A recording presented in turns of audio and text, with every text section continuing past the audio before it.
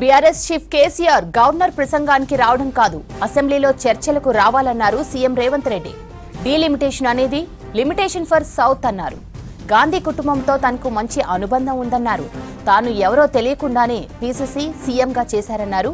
తెలంగాణలో వినూత్నంగా భారత్ సమ్మిట్ పేరుతో కార్యక్రమం ఏర్పాటు చేస్తున్నామని తెలిపారు. 60 దేశాల నుంచి ప్రతినిధులను ఆహ్వానిస్తున్నట్టు చెప్పారు. భారత సమ్మిట్ నిర్వహించాలంటే కేంద్ర ప్రభుత్వం పొలిటికల్ క్లియరెన్స్ ఇవ్వాల్సి ఉంటుందన్నారు.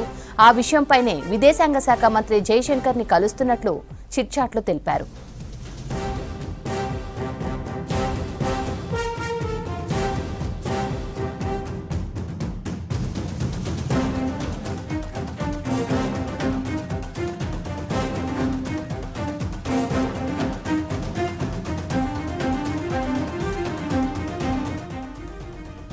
బీఆర్ఎస్ చీఫ్ కేసీఆర్ గవర్నర్ ప్రసంగానికి రావడం కాదు, అసెంబ్లీలో చర్చలకు రావాలన్నారు సీఎం రేవంత్ రెడ్డి. డీలిమిటేషన్ అనేది లిమిటేషన్ ఫర్ సౌత్ అన్నారు. గాంధీ కుటుంబంతో తనకు మంచి అనుబంధం ఉందన్నారు. తాను ఎవరో తెలియకుండానే పీసీసీ సీఎంగా చేశారన్నారు. తెలంగాణలో వినూత్నంగా భారత సమ్మిట్ పేరుతో కార్యక్రమం ఏర్పాటు చేస్తున్నామని తెలిపారు. 60 దేశాల నుంచి ప్రతినిధులను ఆహ్వానిస్తున్నట్టు చెప్పారు. భారత సమ్మిట్ నిర్వహించాలంటే కేంద్ర ప్రభుత్వం పొలిటికల్ క్లియరెన్స్ ఇవ్వాల్సి ఉంటుందన్నారు. ఆ విషయంపైనే విదేశాంగ శాఖ మంత్రి జైశంకర్ ని కలుస్తున్నట్టు చిట్చాట్లో తెలిపారు.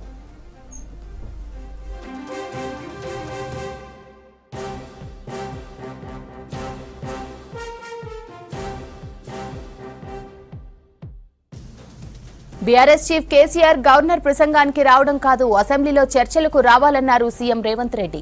డీలిమిటేషన్ అనేది లిమిటేషన్ ఫర్ సౌత్ అన్నారు. గాంధీ కుటుంబంతో తనకు మంచి అనుబంధం ఉందన్నారు. తాను ఎవరో తెలియకుండానే పీసీసీ సీఎంగా చేశారన్నారు. తెలంగాణలో వినూత్నంగా భారత సమ్మిట్ పేరుతో కార్యక్రమం ఏర్పాటు చేస్తున్నామని తెలిపారు.